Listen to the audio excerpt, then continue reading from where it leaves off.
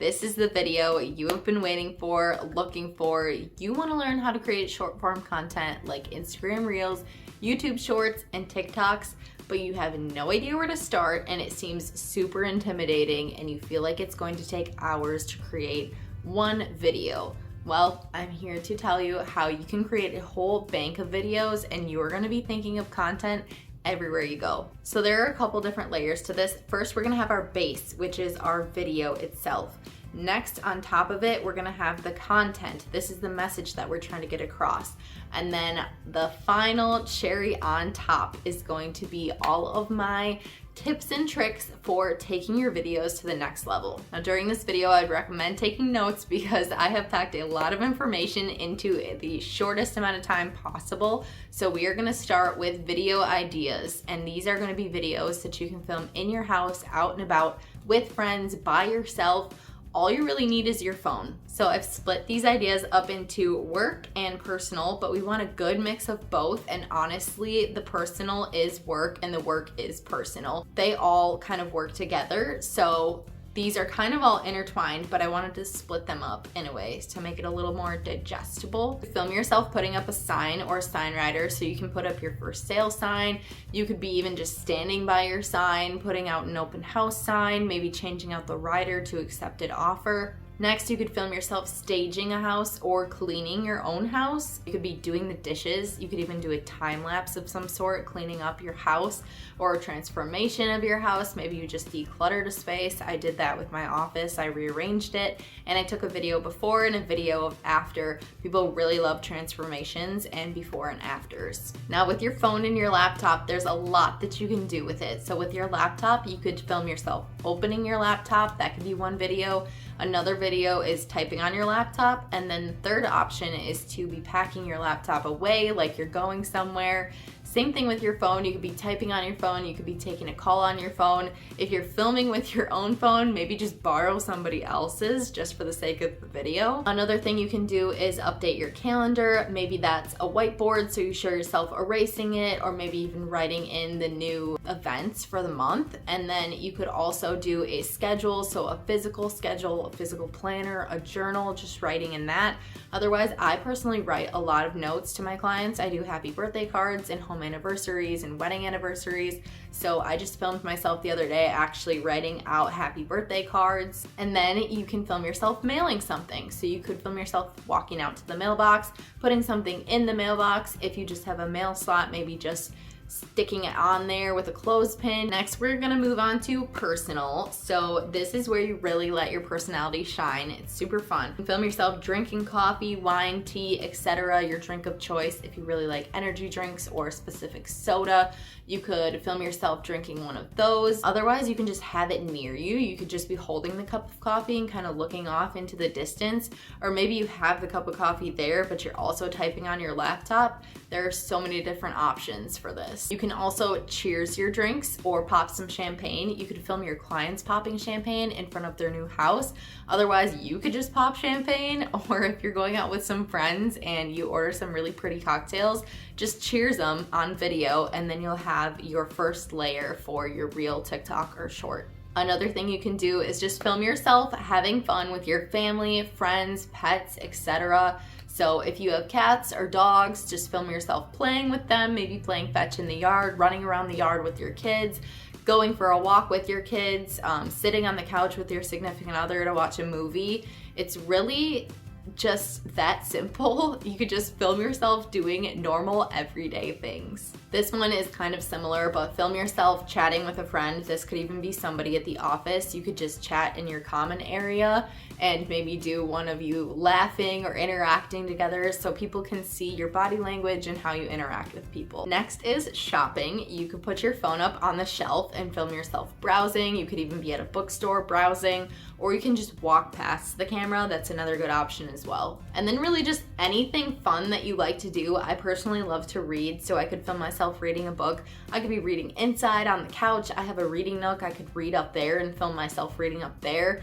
I could read outside in our backyard, and I could read at a park somewhere. So there are so many options that you can just take one book and have like 4 or 5 different videos in different locations. I would also recommend just filming yourself doing a hobby. So I have taken up knitting. I could sit on the couch and knit, and I could record myself knitting. And if I really like to paint or have another hobby, I could just film myself doing that too. Okay, so this is the first layer of our content. We have gotten our base layer down. So basically, you're just gonna pick whichever ideas resonate with you most, and you're gonna go and film those videos real quick. So you should probably start with about 10 or so videos. Just create a folder in your camera roll, and it will just be all your videos for these short form content pieces. Once you have the videos, you can move on to the second layer, which is the actual content. So one of my favorite trends right now is to do POV, point of view. It's kind of like a storytelling piece. So I just did one the other day that was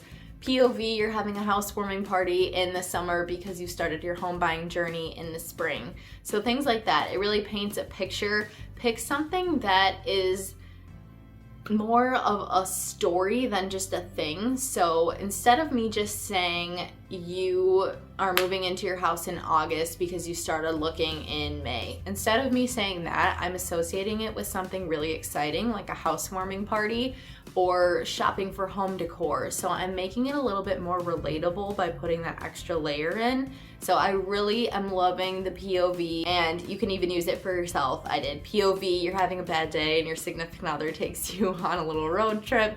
I did that one too, and people loved that one. So yeah, I love POV so much. It kind of just puts people in your headspace and really paints a picture for them. Now, kind of piggybacking off of that is storytelling. So choose a tip, choose a message, but really paint the picture. So it's kind of like what I said before about instead of just saying, here's a staging tip, and keeping it very bland and surface level, I thought of the other day, what are the pain points for buyers and sellers? And I thought for sellers, you know, getting out of the house right before showings can be difficult sometimes. And I heard this laundry basket hack a little while ago, and I wanted to share it in a way that was interactive and fun and storytelling. I just explained that you can use a laundry basket to pick up all the clutter quickly around your house, and it could also be useful for a party if you're hosting, to get all the clutter really quickly and then just put it in your car, put it in a room.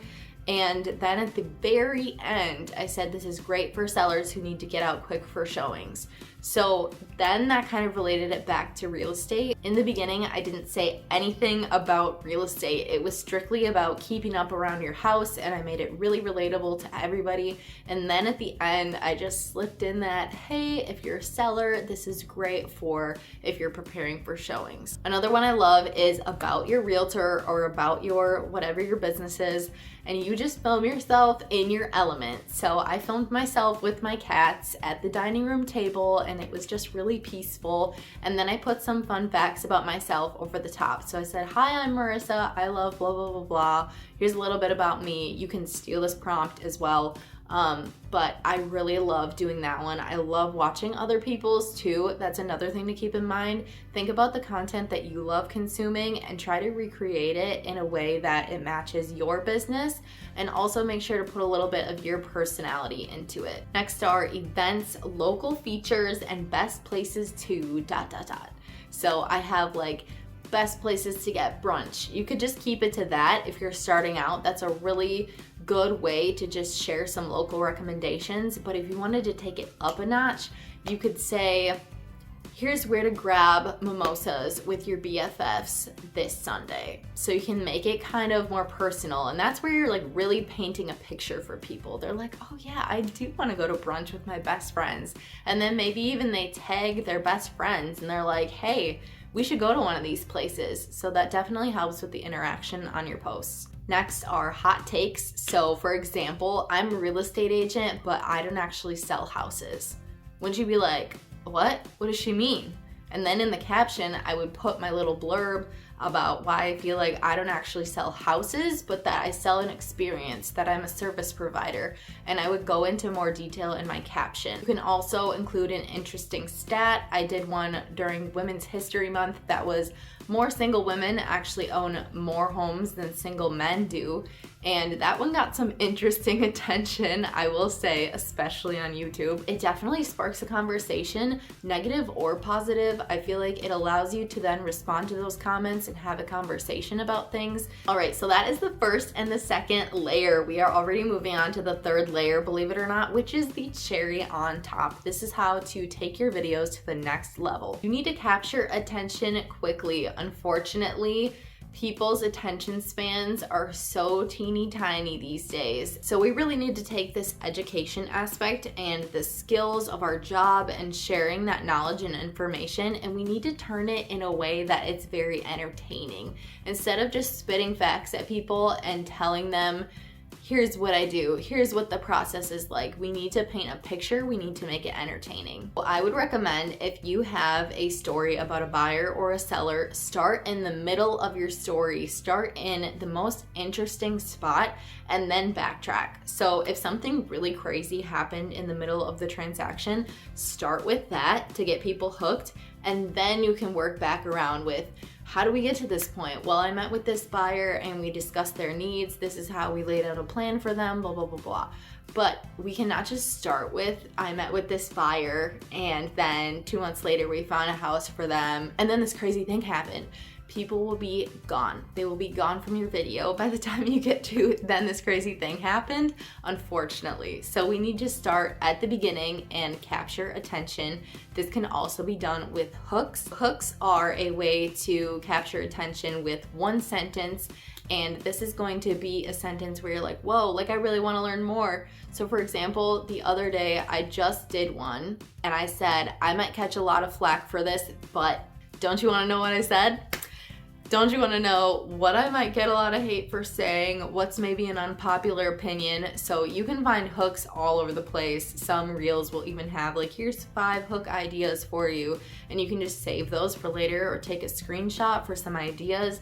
But it's kind of creating a sense of urgency. It's like, you need to hear this, you'll want to hear about this, and like, I might lose followers for this. It's creating like a demand for the video and a demand to want to hear what they have to say. My next tip is to keep your reels short and bingeable. So what I mean by this is to have people come to your account and want to watch more of your reels and be able to consume multiple reels while they're on your page, instead of just watching a 3-minute video and then they click off because they're just not interested. They're not going to take all evening to watch your videos, but they might take 5 minutes. So if your videos are about 30 seconds or less, I would say for sure try to keep them under a minute. I think YouTube Shorts only allows you a minute. I think Instagram Reels is like 1.5 minutes. So I try to keep mine under a minute so that I can post on every single platform. That's another thing that I do, is I specifically create a video for one platform and then I just save it and shoot it out to all the other platforms. So I'm not reinventing the wheel every time I post on Instagram and then I go post something completely different on TikTok and completely different on YouTube and completely different on Facebook. I am pretty much taking the same video and posting it all those places. Of course, I will have some videos that do better on TikTok. I feel like the more ranty ones and the ones that have hooks do better on TikTok, and the more aesthetic ones typically do better on Instagram. Next is to use captions when applicable. So oftentimes I will do a voiceover for my videos and then I will use captions. If I don't have any voice in my video, if it's just music over the top, then I typically don't do captions.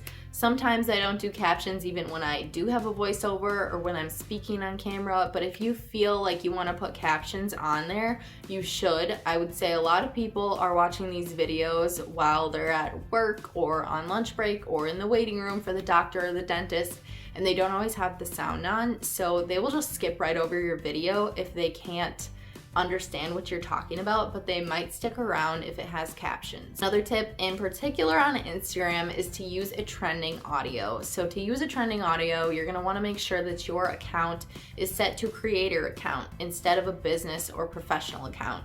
This can be found in your settings. Make sure you are on a creator account, and then you will be able to see all of the trending sounds. So when you click on one of the trending sounds on Reels, it will have a button at the top of the audio page and it'll say trending. So when you click on trending, it'll bring you to the trending audio chart. And I think it gives you about 50 trending audios.